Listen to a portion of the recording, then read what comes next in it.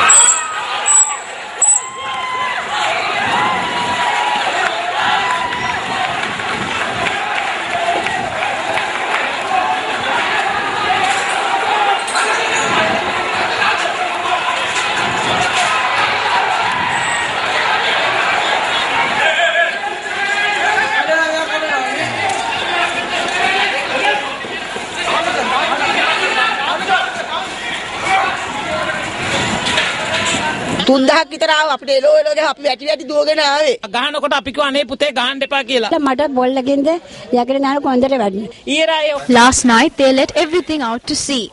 People from the south give us fish in exchange for checks. Those checks are cashed only after a month.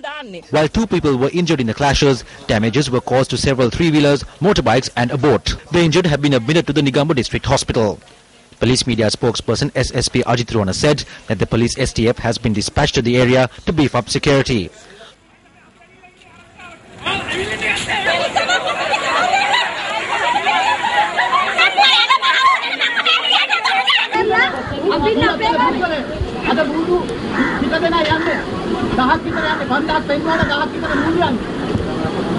However, some visited the church this afternoon to pray for their safety. One female was injured in the Kuttiduwa area after a stone hit her, while another male also sustained injury. Both the injured were admitted to the Negombo hospital, where we received reports later that the male had been discharged. The woman is still receiving treatment. The riot police and the police STF were dispatched to the area when the situation erupted yesterday. Even at this point, 3 sub-teams of the police STF had been dispatched to the area. A police force of around 200 have been dispatched to the area for security. If the peace is continued to be disrupted, the police will not hesitate to arrest those responsible. Fishermen have been protesting for days over a row between fishermen in Negombo and dry fish traders, which has persisted for weeks. The protesters charge that the prices of their catch is reducing drastically because fish brought in from the southern province and other provinces are being sold here.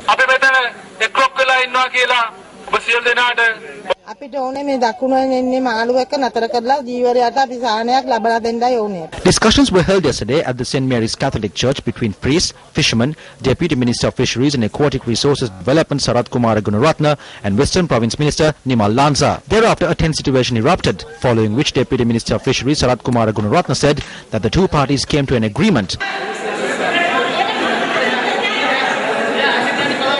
Meanwhile, earlier this evening, fishermen from the Negombo Lagoon and several other areas staged demonstrations.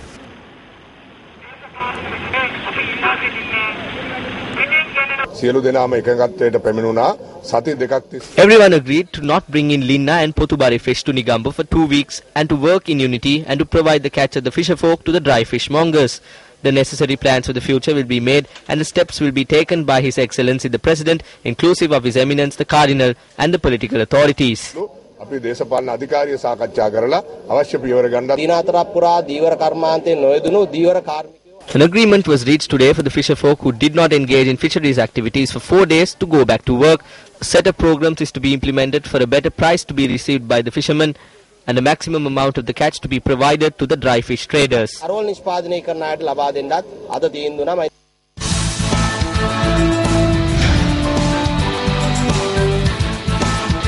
Moving into another one of your headline-making stories, Minister of Plantations Industries Mahinda Samarasinghe says that land will be provided for those residing in estate line houses over the next few weeks. Minister Samarasinghe said that secure lands have already been identified. Minister of Plantations Industries Mahinda Samarasinghe inspected the Vogan estate in Matugama, which is under threat of landslides. Subsequently, 21 families residing there was relocated to safe areas. Speaking to the media thereafter, Minister Samarasinghe said that the Vogan Estate Authority was instructed to construct houses for those families who were relocated to safe areas. We have already notified plantations companies in writing through the ministry's secretary. Based on the recommendations of the NBRO, we have identified the areas which are prone to landslides and initiated program to remove residents and estate workers residing in these areas. We have also identified alternative lands via plantations companies which will be subjected to an inspection by the NBRO.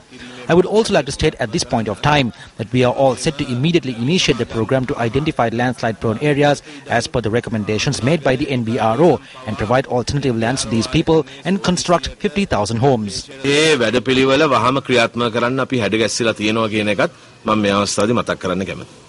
Meanwhile, the Dunbar area in Samnalagama, Hatton was inspected by the National Building Research Organisation today to identify landslide-prone areas. Following the inspection, 12 houses were identified to be under the threat of landslides. The Disaster Management Centre, meanwhile, says members of 63 families of Exburg Estate in Kolonna Administrative Division in Ratnapura have been relocated to safer locations. 3 spill gates of the Dadaruya have been opened owing to the persisting rainy weather conditions. 7,000 cubic feet of water is being released per second. The Disaster Management Centre said that as a result, the Eluvam Kulama area on the Putlam Mana Road is inundated, hampering vehicular movement. The Disaster Management Centre went on to note that over 8,000 people have been displaced by the extreme weather. Now, in another headline-making story, 10 bodies have been discovered in search operations in Miriyabadda, Koslamda. The police stated that the body parts that were discovered will be subjected to DNA test for identification, adding that 28 individuals are still missing. Search operations recommenced today as well to discover missing persons from the Koslamda tragedy. The Sri Lanka Army and 8 teams participated in the search operations. Clothes and other documents were discovered in the debris of a house that was found by the aid workers. Our cameras captured how a group of people remained vigilant of the slope for the safety of the aid workers while they were carrying out search operations. He is focusing on the upper section of the slope because the soil could loosen and tumble down. His attention is also drawn towards the water stream that is running and whether the stream of water is expanding. He is the person responsible for the lives of the aid workers conducting the operations. Meanwhile, the police stated that the investigation that were conducted in connection to the incident have concluded.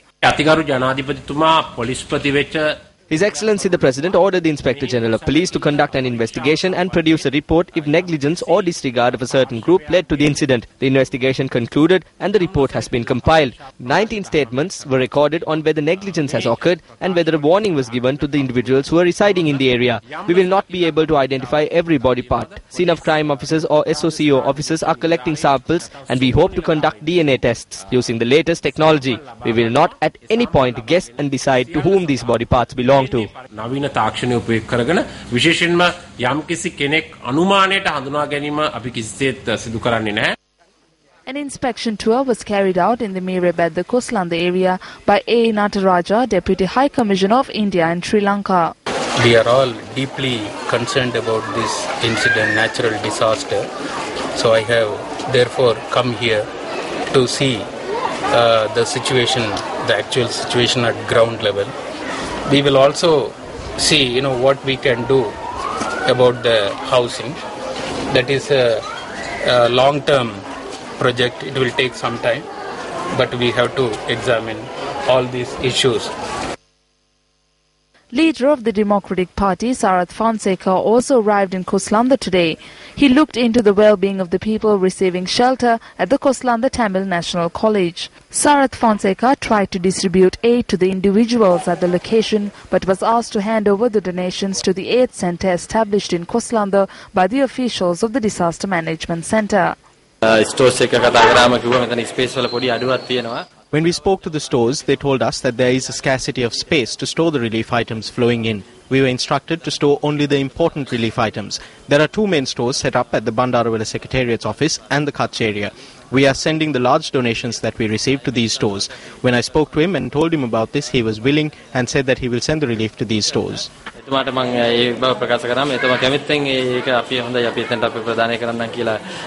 However, the donations that were brought by the group, including Sarath Fonseca, was unloaded opposite the Koslanda Tamil National College. We came to see the people who were victimized by the landslide, that disaster which has taken place here. We went to the site and saw the place ourselves. We met the forces personnel, members of the 3 forces who are working there. They are doing a good job with lot of dedication. And we also met the people. They have a lot of problems, lot of grievances. They are all worried about the houses for them, places of residence. They are not worried about small items the people are bringing, but they are worried about their residence and about settlement. So we hope the authorities will take care of that. So whatever we brought, the welfare items, we were not allowed to take it in. We have unloaded them here. The people are 100 meters away from here. We know that others were allowed to go and distribute the items. We were not allowed. So we have unloaded them here. We leave it to the people who are responsible for this to take it and ensure that the items go to the people required, people concerned. It's now time for our special segment, Action TV.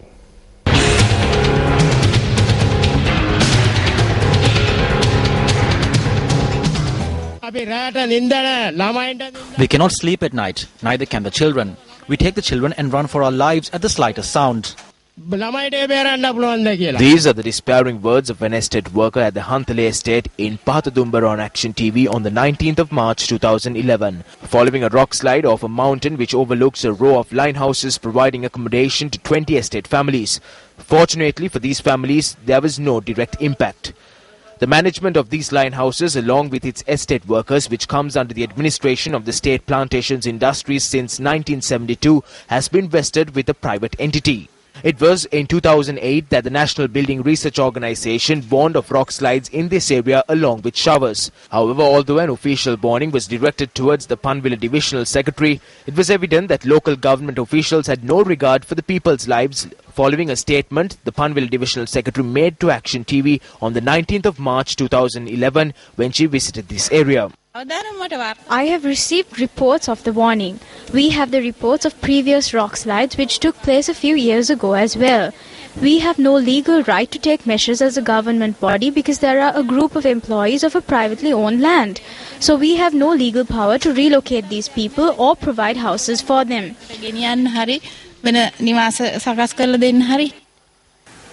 Admitting that the responsibility of providing alternative lands for these employees is vested in themselves, the estate management responded to the statement made by the Panvila Divisional Secretary, saying that it is nevertheless the responsibility of the government to construct houses. This situation, which has persisted for a period of 3 years for the slightest bit of rain, has left these estate communities living in the jaws of death.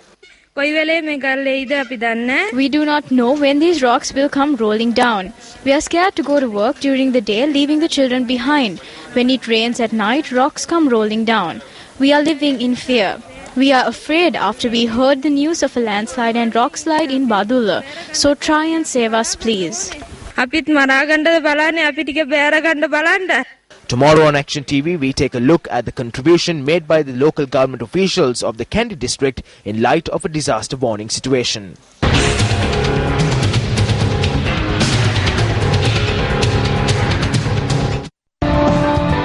Developing story brought to you by New Samsung Joy Plus, much more than a TV. UNP Deputy Leader Sajith Premadasa has challenged the Minister of External Affairs to immediately resign from his position without continuing to protect the LTT terrorists. Speaking at an event held at Hambantota today, Premadasa noted that the awarding of the contract to refurbish the official residence of the permanent representative in Geneva to an LTT-affiliated person is disrespectful to the nation's war heroes. මේ වර්තමාන සන්ධාන රජය පුනම The current alliance government has constantly stuck the tiger label on the United National Party. What did they say? They said the UNP is betraying our country to the LTTE. This populist government and this foreign minister have awarded the contract to refurbish the permanent mission in Geneva to a tiger living in Geneva. It is this tiger living in Geneva that provided arms to murder our brave war heroes. When this is revealed, the government has a responsibility to acknowledge the mistake and beg forgiveness, or at the very least, confess. They are not doing that. The foreign minister comes to the Supreme Parliament and attempts to whitewash the tiger. When journalists make statements, he shamelessly likens it to the Goebbels agenda of turning lies into truth. I wish to ask Minister G.L. Pires if he is asking journalists in this country to be silent when public funds are being given to the LTTE. You speak of Goebbels' agenda, but I say to you that you are following Pol Pot's agenda. As Pol Pot did, you are attempting to protect abhorrent and accursed terrorists.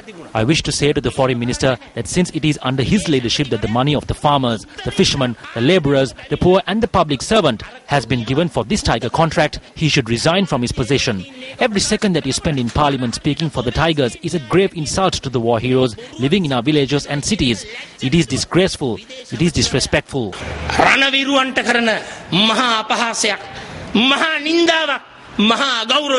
UPFA parliamentarian Professor Rajiva Vijayasinghe too says the deterioration of the foreign service should be corrected immediately. When we look into this issue, it is a shame for the country. It is not right for us to retain such a foreign minister. He does not have any policies. It is Sajin Vasgunabodhana and Shenika Seniviratna that made all decisions. I met Chris Nonis in England. Mahinda Alutgamage said that Chris Nonis should be appointed as foreign minister, taking into account the good work done by Nonis. Sajin and GL felt threatened by this. That is why Chris Nonis had to undergo such a situation and he was chased out. Taking into account the audit report, an investigation has to be launched and those who compiled the audit should be questioned.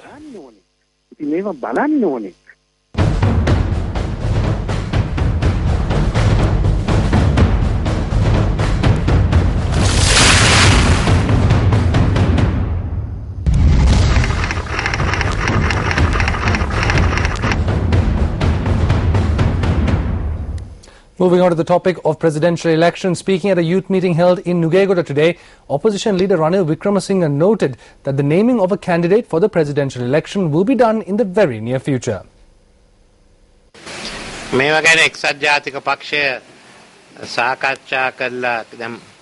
The United National Party has held discussions regarding this for several months. Our election steering committee has made several discussions. The naming of the presidential candidate will be done when the presidential election is announced. At present, we are holding discussions with other organizations. Why should we put up posters now? An election has not even been announced. They are already putting up posters. We will put up posters when there is an election. One can only contest for 2 terms. That is correct. In the interpretation of the law, any law only comes into effect in the future. It does not apply to the past. So in the past, Mahinda Rajapaksa was prohibited from contesting for more than 2 terms. When he became president in 2010, he was disqualified from running again. This amendment did not lift that prohibition. That is the argument. The way I see it too, they must have forgotten this is their haste to pass the amendment. So now there's a question of whether the amendment which is brought in to destroy us will destroy the president.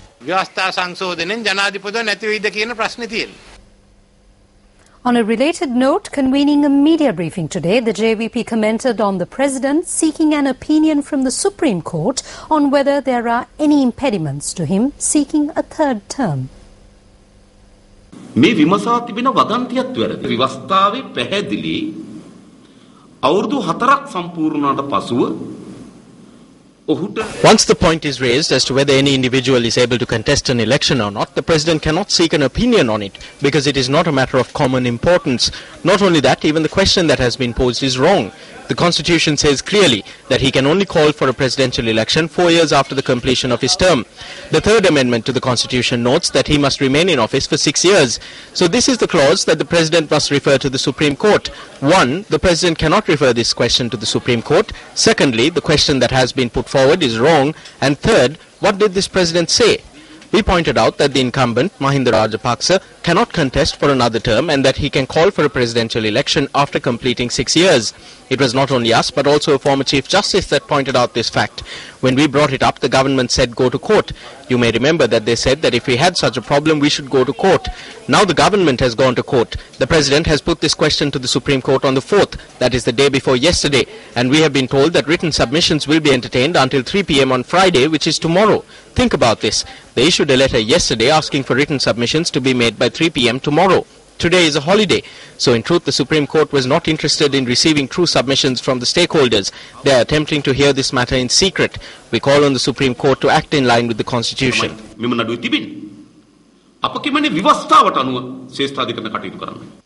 Moving into one of our headline-making stories now, 5 police officers at the Agalia police post in Alpitia, including the post's OIC, have been arrested in connection to the mysterious disappearance of a suspect in police custody. The disappeared suspect is a 45-year-old resident of the Athikanduri area in Alpitia and an employee in the cinnamon trade. According to his relatives, he was arrested by the police on the 17th of September 2013 from his home. When the relatives had arrived at the police post the next day, they had been told that the suspect had escaped from custody.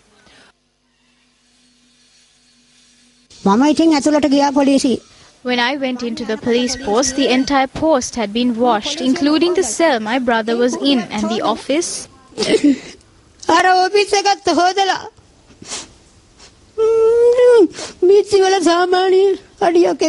There were watermarks on the walls as well. They did not even give my brother's body to me. After a complaint was lodged in this regard, the mystery was unfolded following an investigation conducted by the Criminal Investigations Department.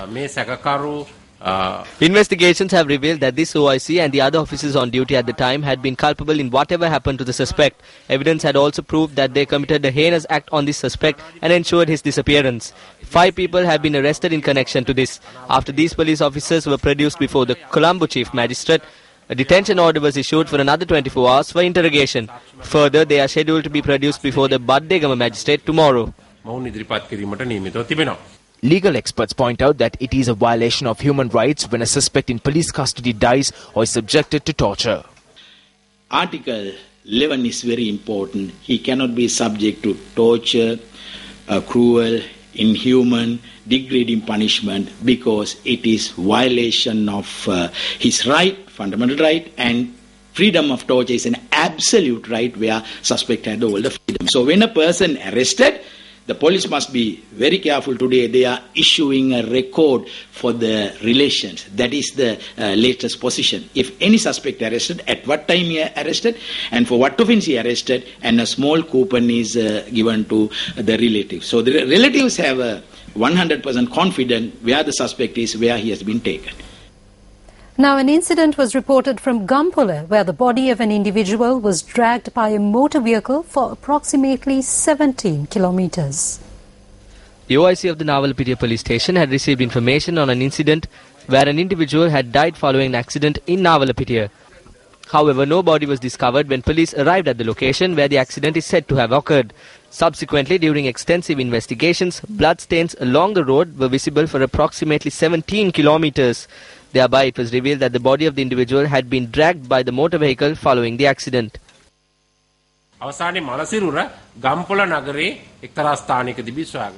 The body was discovered in the Gampula town. We suspect that the body may have been dragged by a vehicle or it could have been taken by some person. We believe that this individual may have died following an accident. The Navalapitiya and Gampula police have launched investigations into this incident. However, this individual has not been identified. It is reported that bloodstains are visible along the road from Gampula to Navalapitiya.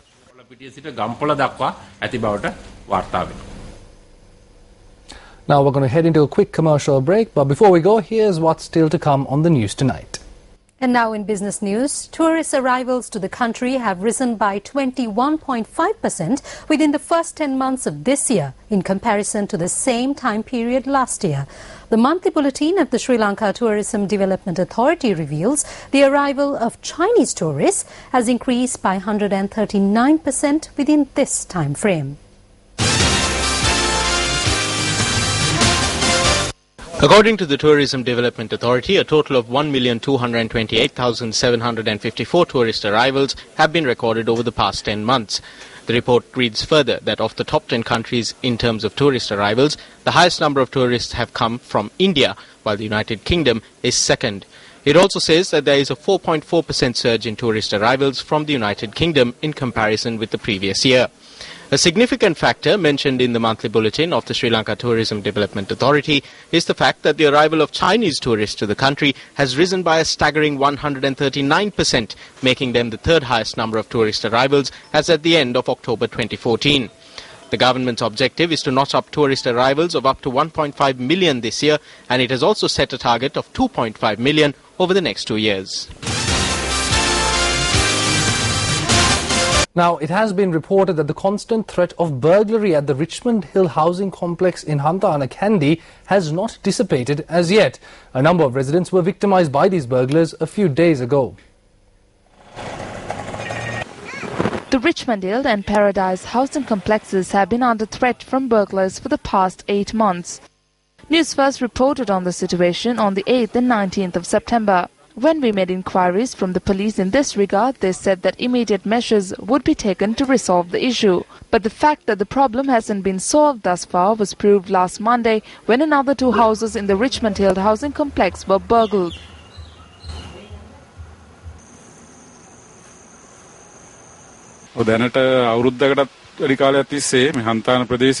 This problem of burglaries in homes in the Hanthan area has been prevalent for more than a year. However, no measures have been taken.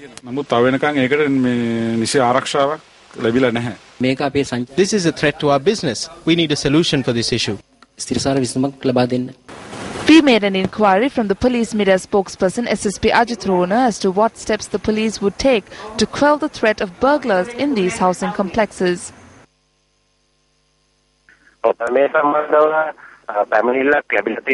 We have received a complaint in this regard and inquiries are underway. However, no suspects have been arrested. We have assigned several security posts in the area to contain the issue. Measures have been taken to collect forensic evidence to obtain more information, and with this steps will be taken to arrest the suspects.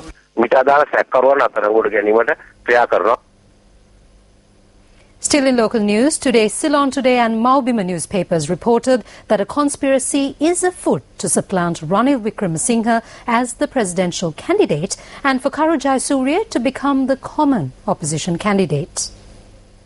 The report states that Karu Jayasuriya has launched his 6th conspiracy to oust party leader Ranil Wickremesinghe and grab hold of the coveted seat of power.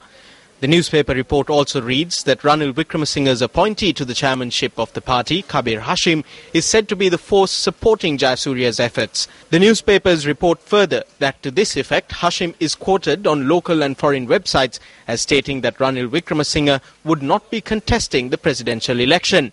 Former Southern Provincial Councillor Maitri Gunaratne elaborated further on the incidents that are the basis for this report. There is another conspiracy which is taking place in the United National Party now, led by Mr. Karu Jayasuriya, who is trying to take this towards a common candidate. And Mr. Karu Jayasuriya is being ably helped by Mangala Samaravira. Now one would know Mr. Karu Jayasuriya from the very inception has only done things to weaken the UNP. At every instance, he has betrayed his people, he has betrayed his cause in search of small positions. So what we are saying is this: the United National Party is a large party, is a strong party. These persons who have got positions in the party are now working towards bringing the party again to defeat and ruination. An election is at hand. The single largest political party in the country, the United National Party, is silent. Why has the UNP voter base deteriorated daily? Why have the UNPers not gone to the polling booth? UNP activists who have a voter base must be empowered if the party is to be victorious. The deputy leader must have broad-based powers in the party. Isn't it also shameless to be a deputy leader with no power? It would also be shameful for late President Ranasinghe Premadasa, who led the UNP with the trust of the people, to see his own son holding such a position. Let's get ready for an election. UNPers, let us rise. Today is the Ill Full Moon Poya Day, which is a significant day in the Buddhist chronicles. Ill Full Moon Poya Day is the last Poya in the rainy season. Ill Full Moon Poya Day marks the receipt of permission or Niyata Vivarana by Bodhisattva Maitreya to the next enlightened one or the future Buddha Maitreya. The prediction of emergence of the future Buddha is announced on Ill Full Moon Poya Day.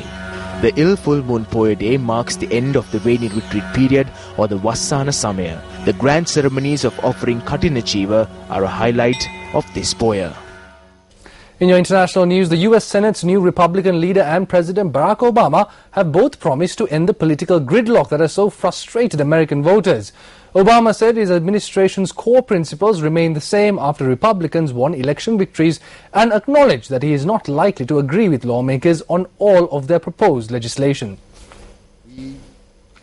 I'm committed to making sure that I measure ideas not by whether they are from Democrats or Republicans, but whether they work for the American people. And that's not to say that we won't disagree over some issues that we're passionate about. We will. Congress will pass some bills I cannot sign. I'm pretty sure I'll take some actions that some in Congress will not like. That's natural. That's how our democracy works. But we can surely find ways to work together on issues where there's broad agreement among the American people. Republicans made historic gains in the midterm elections and now control both legislative chambers. Incoming Senate leader Mitch McConnell said he would make the ineffective Senate function and pass bills. I need to do is to get the Senate back to normal. That means working more. We're going to function. This gridlock and dysfunction can be ended. It can be ended by having a Senate that actually, that actually works. The Republicans won in Arkansas, Colorado, Iowa, Montana, North Carolina, South Dakota, and West Virginia. The party now controls 52 seats and is tipped to win at least one more as votes are counted in other states. Well, in sports news tonight, the first phase of examining applications for the Sports First Mobitel Platinum Awards commenced today at the Newsfirst Centre in Colombo. The Sports First Mobitel Platinum Awards aim to recognise Sri Lankan sportsmen and sportswomen who have done their country proud on the national and international stage. Applications for the awards closed on the 31st of October and the examining of applications commenced today with the participation of members of the panel of judges.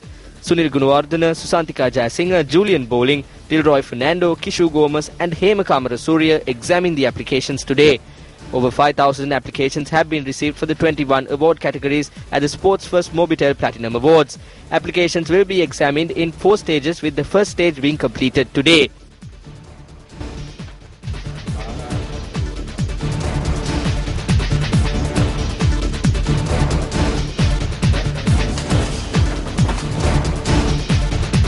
The names of 3 athletes will be recommended for each award. The Sports First Mobitel Platinum Awards night will be held with much pomp and ceremony on the 30th of this month at Stein Studios, Ratmalana.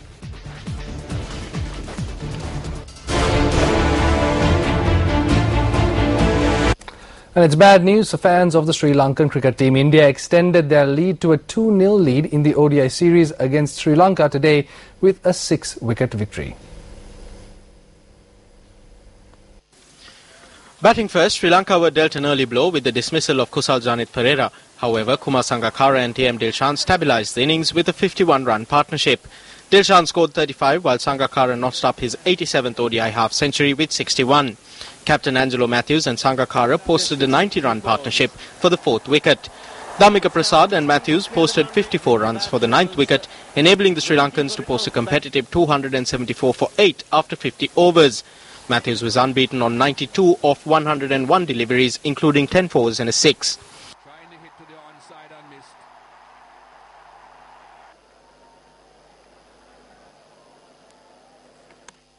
Oh, knocked him over.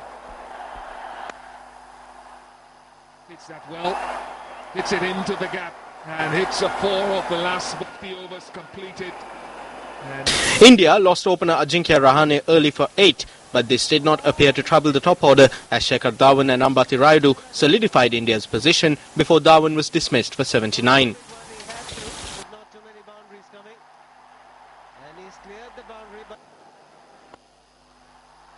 Well, he's not started very well.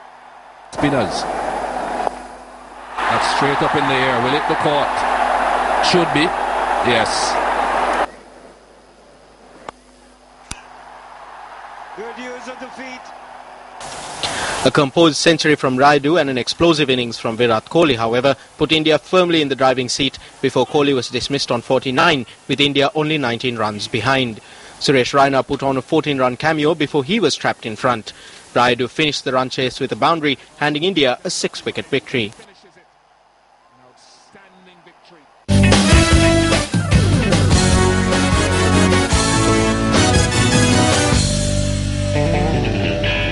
Well, with that, we wrap up tonight's edition of Primetime News. It's a pleasure having you with us. For the News First team, I'm Minoshi Ratnasekara. And I'm Madhushka Balasurya. Thanks for stopping by.